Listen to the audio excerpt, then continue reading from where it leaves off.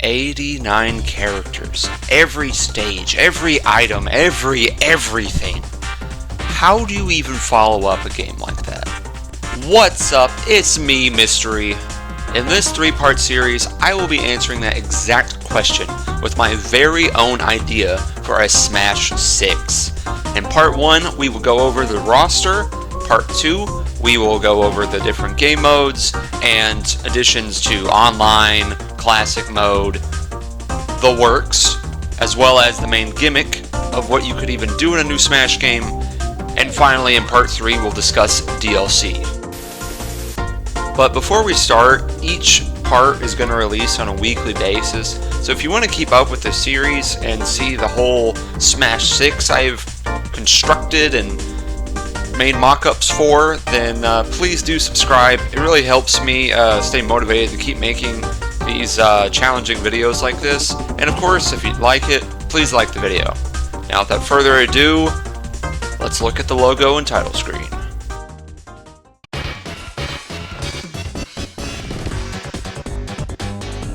Super Smash Bros. Duo. In my version of Smash 6, a emphasis is placed upon 2v2 bouts, commonly referred to as duos. Duos are very popular in even the competitive scene, and I mean, it's a pretty classic part of Smash that's just kind of like not really supported in the series, so I thought maybe this would be a really good idea to fully explore to the fullest. Also, I think it's really fun to kind of roleplay as characters in like a canonical kind of way, such as playing Mario and having your duo partner be Luigi. So a lot of the characters will be themed around that concept, and that brings us our first challenge. Pairing every character with another one as much as we can, as well as cutting down this massive roster, because let's face it, there's no way the next Smash is going to have almost 100 characters. We're gonna have to cut some fan favorites. To start off, I think it's fair to say that the original 12 characters of Smash 64 are pretty safe bets to stay in the next Smash. I mean, not only are they all iconic on their own in their respective games, but it just wouldn't be the same without them. Like, you can't really have a Smash game without like the main archetypes that built up the series. Our first cut is not really a cut at all, because I think Daisy could just be alternate costumes for Peach. Now you may think Peach and Daisy are a just obvious duo, but I have another idea for that later that we'll get to when we get to the newcomers.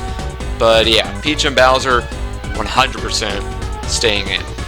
And here we are already making some enemies with a very divisive cut here, but I think Ice Climber's gotta go. They have one game, and while they are like iconic to the series and a good archetype to play as, I don't think it's fair to keep a character that has one game. In line with that previous logic, Dr. Mario and Pichu are also going to go. Pichu because, well, I mean, you already have Pikachu, and I think it'd be better just to have more varied characters, even though Pichu is a fun character. And in that same logic, I'm also cutting Young Link and Toon Link, because, well, we already have Link, and they're pretty much just clone characters with different hitboxes, right? Mr. Game & Watch has really like exploded in popularity due to Smash. He is one of those iconic characters, but at the end of the day, it's kind of obscure, kind of niche, and I think I'd rather swap him out for another character, so he's getting cut. The same deal as Link, Zero Suit Samus is getting cut because it's just another Samus. It wouldn't really make sense for the duo's idea. And Snake, I don't think there's any way he's gonna come back. I don't know. Rob is getting the same treatment as Game & Watch, unfortunately, and Dark Pit is just going to be a costume for Pit, so that saves 2 more character slots. Rosalina and Luma, I mean, Galaxy is one of my favorite games ever, but even I will choose to cut this character, as well as Little Mac and Weave Trainer, because, well, they only have a couple games each. Little Mac has a little bit more of a history, but they haven't made an entry in so long, I just don't think they deserve to stay in. It pains me to do this, but I'm cutting Pac-Man because, 1, I don't know who I would pair him with, and 2, I'm trying to cut down on collaboration characters to make the development for this game more realistic, And yeah, Robin is probably just the least relevant Fire Emblem character you could include.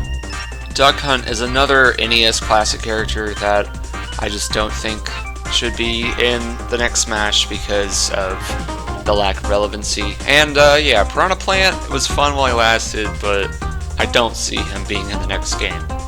Cloud and Bayonetta are really cool collab characters, but Cloud, I imagine, would be difficult to get back again, and while Bayonetta is on Nintendo consoles, she's really weird to have in a Smash game, honestly.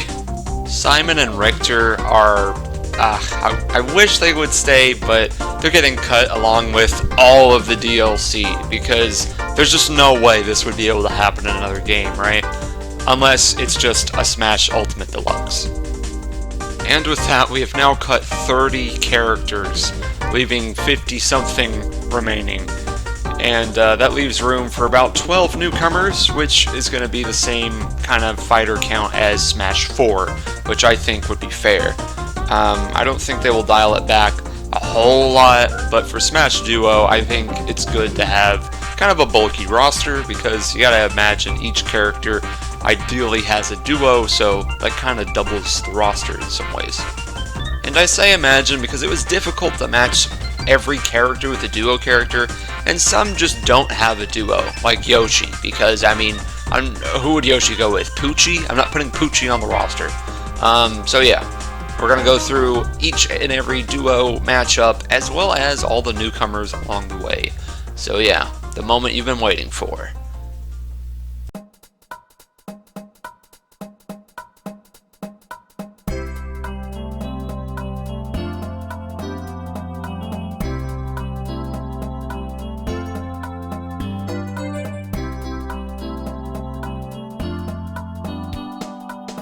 As you can see, I really wanted to strike a balance between some fan favorites that everybody has been wanting for years, as well as a couple left field characters that you would never think would come to Smash, because that's usually how it goes, right? Let's start things off with the most obvious duo, Mario and Luigi, and our first newcomer, Toad, which will be paired with Peach. I think this is a more iconic choice than Daisy because, well, Toad is often more playable than Daisy. Toad has been in Super Mario Bros. 2, Super Mario 3D World, I mean, and all kinds of stuff. And then you have Captain Toad, which you get so many ideas for moves for Captain Toad, and you could even have an alternate costume for Toadette, maybe. Next we have Wario, now in his classic garb, although the WarioWare style will still be an alternate outfit. And we have Waluigi, the probably most wanted character in Smash of all time. So much so that people sent death threats to Sakurai over it. So yeah, he's finally here in a duo partner with Wario. I mean, it just makes sense, right? And then of course, Bowser and Bowser Jr. Pretty classic pair. Yoshi, as mentioned before, is a solo character. Donkey Kong and Diddy Kong are, I mean, obviously a duo, you know, why wouldn't you? And I think it'd be pretty fair to make Dixie Kong an alternate costume for Diddy. I mean, surely it wouldn't be that hard, just use the same model, I guess. And then King K. Rool is paired with the next newcomer, which, it's Clump, the classic character Clump. This is probably my most obscure pick. I just think DK needs the rep, and Clump is the right-hand man to King K. Rool. I mean, haven't you seen the show? Yeah, you could probably give him all kinds of Donkey Kong Country moves, honestly. I think you can make a really fun niche character, and it would pair really well with K. Rool. You can also include some alternate recolors to reference all kinds of different Kremlings. Next pair is another obvious one, and it's the final pair of the row, Link and Zelda. Zelda is now in their look from Breath of the Wild, and Link has lots of different alternate outfits that represent either recolors or slight wardrobe changes to reference young Link and Toon Link, so they will not be forgotten. Now on to the next row, let's finish up Zelda with Sheik as a solo character, and Ganondorf being paired with Skull Kid. Now, there is a few Zelda villains to pick from that would be good fits for Smash, but I think Skull Kid is the most wanted and the one that would have the most cool moveset. And they're also like really iconic. Have you seen how many posters this kid has slapped onto? Moving on to Kirby, now with Bandana Waddle Dee. This is a character that most people like from Smash Flash 2, and is also pretty hyped, pretty wanted. And yeah, I think they would be really cool, and they make total sense to pair with Kirby, as they are often the sidekick character for a lot of games. Mostly Kirby the Rainbow Curse. Is it bad that I don't really know any other example? Now we're on to Star Fox, which obviously Fox and Falco, but who do we pair with Wolf? None other than Andross. I was thinking like someone else from Star Wolf, but I think Andross, like the main final boss in like every Star Fox, would be cooler. And I mean, how would you really make a moveset out of him? I don't know. I think it'd be a cool character.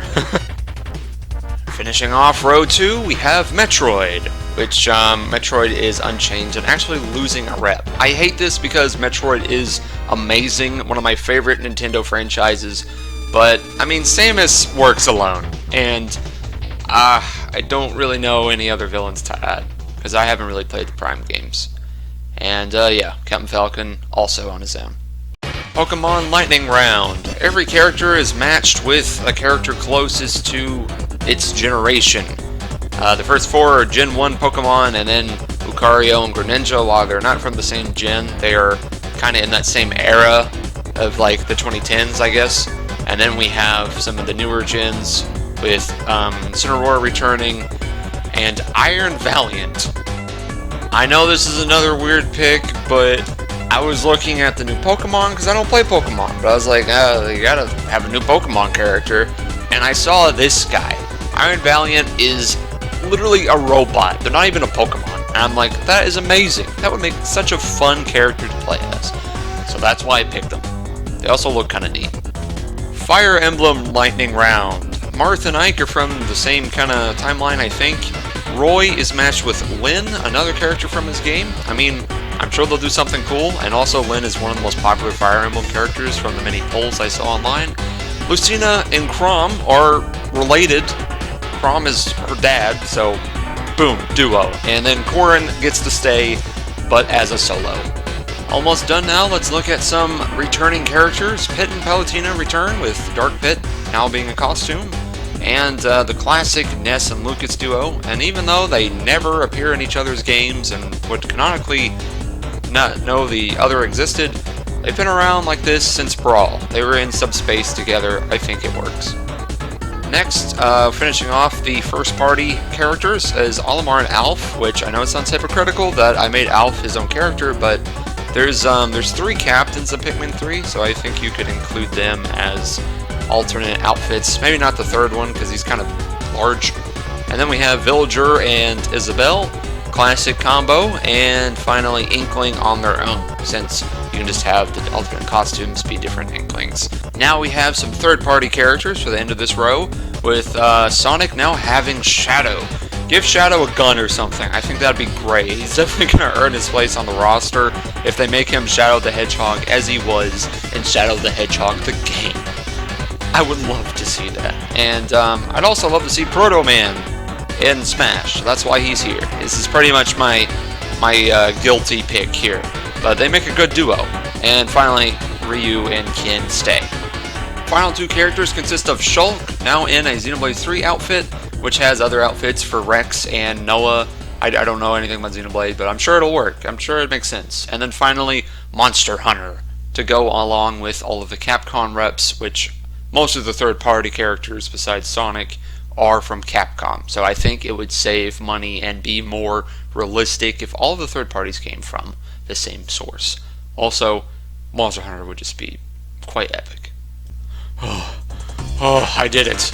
I did it. Every new character in Super Smash Bros. Duo. This is, this is the roster. You can see there's a lot of blank space there for the DLC, and that will be in a later video. But I think this wraps things up very nicely. And yeah, what do you think about my roster? Do you like my picks? Do you not like my picks? Do you wish Gen General Clump came to Smash sooner, I mean, yeah, let me know in the comments. And yeah, I look forward to seeing you all in part 2, where we will explore more of the gameplay aspects of this new Smash game mock-up. And yeah, go over classic mode, go over a new ranked mode, go over stadium modes and everything like that. All the stuff you need to make a classic new Smash game. Thank you so much for watching this video. It was quite the undertaking for me. I usually don't edit that often, and making all the images were a little challenging as well, but it was a lot of fun, and I hope you enjoyed it too. So yeah, please subscribe to help support me, and see the next part, and I hope to see you there. Bye bye.